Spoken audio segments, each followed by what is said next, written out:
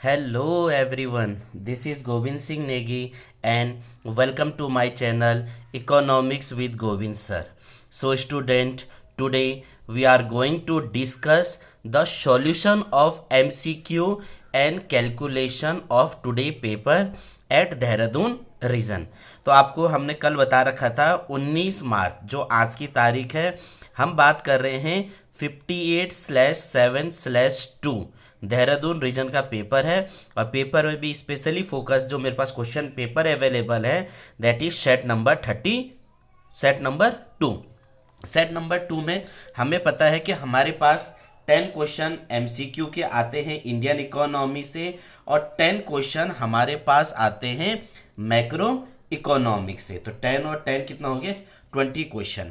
तो ये 20 क्वेश्चन का आप मैचिंग कर लीजिए, आपको एक रफ आइडिया मिल जाएगा कि आपके पेपर में कितने नंबर बन रहे हैं।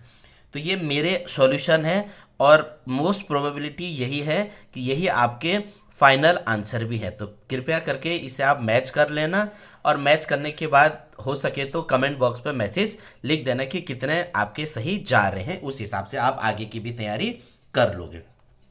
तो हम बात कर रहे हैं मैक्रो इकोनॉमिक्स। मैक्रो इकोनॉमिक्स में जो हमारा क्वेश्चन नंबर 1 पूछा गया था, the 45 degree line in Keynesian economic indicate. जो 45 डिग्री की लाइन होती है केन्स थ्योरी में, उसे क्या बताया गया है? उसके लिए ऑप्शंस नंबर डी है इनकम इक्वल टू कंजप्शन। तो आपने ऑप्शन डी लिखा होगा या इनकम इक्वल टू कंजप्शन लिखा होगा, तो दोनों आंसर एकदम सेम है।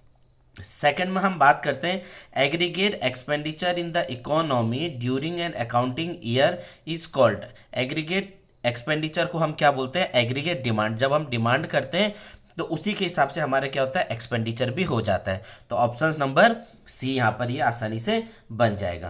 क्वेश्चन नंबर 3 में बोला था कि ओपन मार्केट ऑपरेशन क्या बोलते हैं? ओपन मार्केट ऑपरेशन का मतलब जब आरबीआई या सेंट्रल गवर्नमेंट अपनी सिक्योरिटी को बेचते हैं, खरीदते हैं मार्केट में, उसे बोला हुआ है ओपन मार्केट ऑपरेशन। तो पहला ऑप्शन सही हो जाता है। दूसरा ऑप्शन बोलता है मनी सप्लाई को कम करने के लिए, लोगों के पास पैसा ज्यादा है तो आरबीआई क्या करती है? अपनी सिक्योरिटीज को बेचती है, बेचने से लोग उसे खरीदेंगे।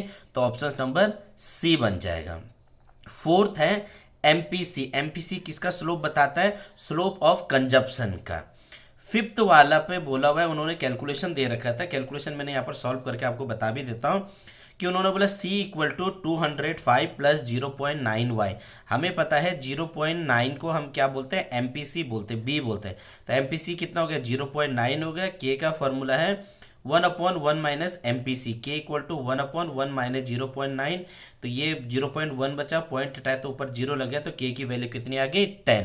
तो 10 आ गया, तो ऑप्शन नंबर बी। 6 बोला हुआ है commercial bank are regarded as money creation. Commercial bank क्यों मनी क्रिएशन करता है? क्योंकि क्या है? It provide loan to the deposits. वो लोगों को क्या करता है? लोन प्रोवाइड करता है। तो ऑप्शन नंबर बी इसका बन जाएगा।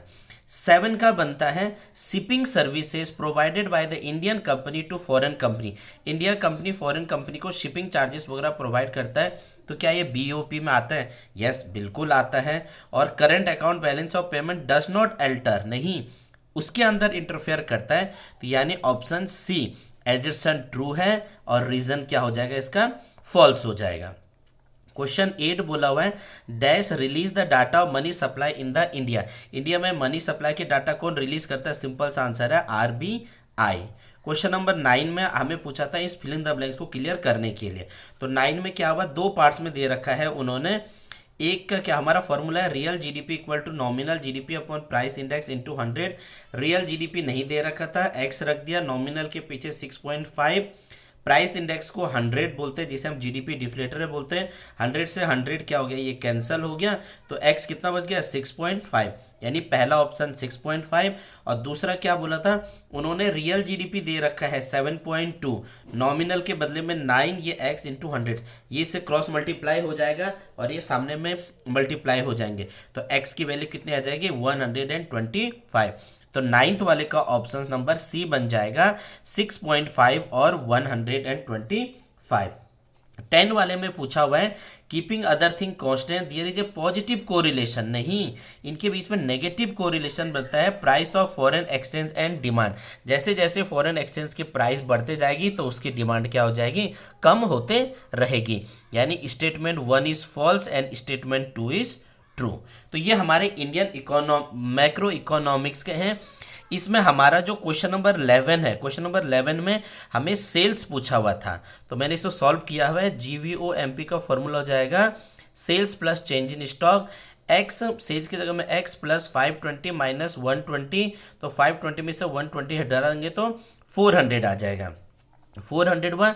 GVAMP equal to x plus 400 minus IC, x plus 400 IC मतलब इंटरमीडिएट कंजप्शन 2900 दे रखा है, माइनस प्लस करेंगे तो माइनस 2500, NVAFC में कन्वर्ट किया तो x माइनस 25, ग्रॉस से नेट में गया माइनस डेप्रिसिएशन, मार्केट से फैक्टर में गया माइनस NIT, तो x माइनस 2500, डेप की वैल्यू माइनस 600 हो जाएगी, माइनस NIT में इनडायरेक्ट टैक्स नहीं दे रखा है तो इसके बदले हमें क्या दिया, सब्सिडी दे रखा है, तो सब्सिडी का क्या हो जाएगा माइनस 300, इनको इधर ले गए प्लस माइनस किया तो आंसर आ गया 500। यानी जो हमारी सेल्स हैं उसकी वैल्यू कितने आ जाएगी हमारी 500। तो ये हमारा मैक्रो इकोनॉमिक्स के पोर्शन है। Now move for the another portion that is called Indian economy development. Indian economy development में क्वेश्चन नंबर 18 है, suppose the percentage of casual worker rises in the economy. Casual worker बढ़ जाते हैं तो उसे क्या बोलते हैं, कैजुअलाइजेशन बोलते हैं, तो ऑप्शन नंबर सी बन जाएगा। 19 में पूछा है आउटसोर्सिंग मतलब hiring the people from rest of the world, तो इंडिया हायर करता है किसका, IT के फील्ड में, कंप्यूटर वाले के फील्ड में, यानी ऑप्शन नंबर सी। 20 वाला बनेगा कि इंडिया डेमोग्राफिक इंडिकेटर में पाकिस्तान, इंडिया और चाइना से किस मामले पर आगे है, that is a fertility rate, प्रजनन दर, मतलब जनसंख्या में रेट ज़्यादा होते हैं उनके, वहाँ प्रोडक्शन ज़्यादा होते हैं। 21 जो हमेशा से बोला हुआ है, इंडिया में आधा से ज़्यादा लोग खेती बाड़ी पर जुड़े हुए हैं लेकिन उनका आउटपुट कोई देखने को नहीं मिल रहा है, जीरो आउटपुट देखने को मिल रहा है, that is called disguised unemployment, option number D बन जाएगा। 22 कॉमन क्वेश्चन है, इंडिया में रिसेंटली क्या समिट हमें देखने को मिला था, तो हमें G20 को समिट देखने मिला था, जिसका ऑप्शन बन जाएगा डी। 23 में मॉडर्नाइजेशन का मतलब क्या होता है कि हमें एडॉप्टिंग द इनोवेशन टेक्नोलॉजी, नया नया टेक्नोलॉजी को पाना है, और इसी के साथ टेक्नोलॉजी के पाने के साथ साथ हमने क्या करना है, bringing positive changes in social outlook, social outlook पर भी नया चीज़ों को हमें देखने की बात यहाँ पर बोला हुआ है, यानी 23 का डी। 24 बोला हुआ है CPCB control, central pollution control board, CPCB क्या होता है, एयर और वाटर पोल्यूशन को कंट्रोल करने के लिए बना रखे हैं, और डिफॉरेस्टेशन का मतलब हो गया जो इंडिजीनियस फॉरेस्ट है उनकी कटाई करना हो जाएगा हमारा डिफॉरेस्टेशन, यानी बोथ ऑप्शंस आर ट्रू, यानी ऑप्शन नंबर सी बन जाएगा। अगला है 25, कौन सा इनकरेक्ट है, फॉर्मल सेक्टर। फॉर्मल सेक्टर मतलब जो सरकारी टाइप्स के हो गया, उसमें जॉब सिक्योरिटी भी मिलता है, सोशल बेनिफिट भी मिलता है, फिक्स वर्किंग आवर भी रहता है, लेकिन इरेगुलर पेमेंट नहीं रहता है। पेमेंट कैसे रहते हैं, रेगुलर बेसिस पे बना रहता है। क्वेश्चन नंबर 26 है, जो मिनिमम सपोर्ट प्राइस MSP है, गवर्नमेंट किसके लिए सेट करती है, जो MSP है सरकार हमेशा सरकार किसके लिए, किसानों के लिए करती है, ताकि किसान अच्छा से प्रोडक्शन कर सके। आंसर हो जाएगा फार्मर, यानी ऑप्शन नंबर डी। और 27 का है कि कौन सा फिजिकल कैपिटल का फीचर्स नहीं है, नॉट, तो इसका फिजिकल क्या हो जाएगा, एक टेंजिबिलिटी हो जाएगा और एक इमोबिलिटी वगैरह बन जाएगी, यानी ऑप्शन नंबर सी। तो ये हमारा सेट है क्वेश्चन पेपर का, जिसको मैंने पूरा सॉल्व करने की कोशिश किया हुआ है। आप इसे मैच कर लीजिए और आप तसल्ली हो जाएगी कि आपके मैंने एटलीस्ट 23 मार्क्स का डिस्कस कर रखा है। अगर 23 मार्क्स में से आप इसे मिला लीजिए और कमेंट बॉक्स पर हमें मार्क्स भी लिख लीजिए।